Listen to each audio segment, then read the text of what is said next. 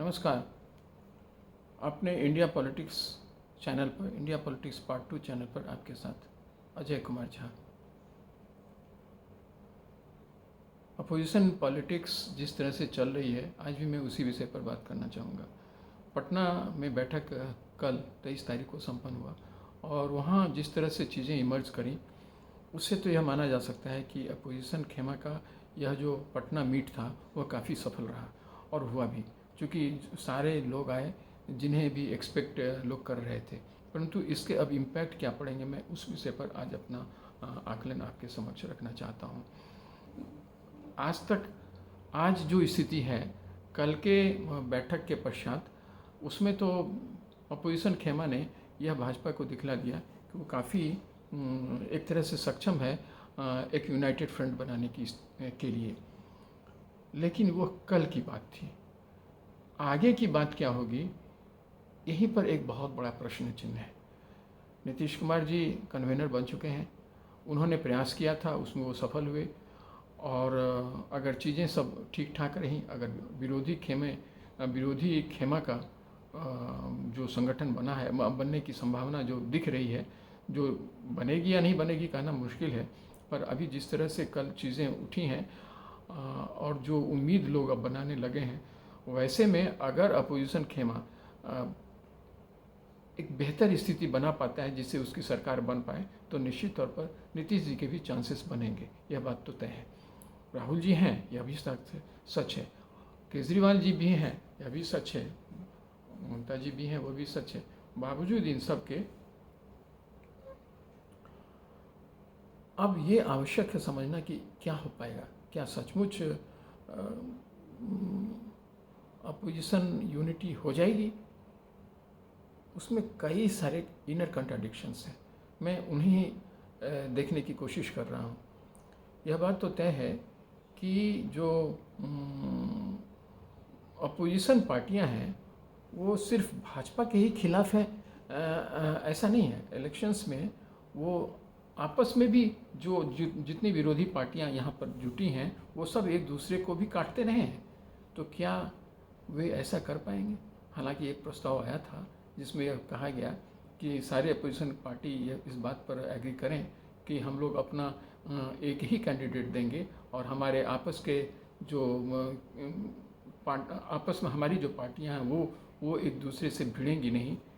अगर ऐसा हो पाया तब तो ठीक है, परंतु ये ऐसा हो पाएगा, मुझे इसी में संदेह है। यह होना बहुत ही कठिन दिखता है और जब सीटों के बंटवारे की बात होगी तो उस वक्त सारे जो डिस्क्रिपेंसीज हैं और सारे जो इनकॉन्ग्रुइटीज़ हैं वो उभर करके सामने आ जाएंगी। और मुझे लगता है लास्ट आवर में भी अगर कोई एग्रीमेंट बन भी गया कि हम लोग एक ही पार्टी लड़ेंगे अलग अलग राज्यों में तो भाजपा के खिलाफ, तो फिर चीज़ें ठीक हो सकती हैं।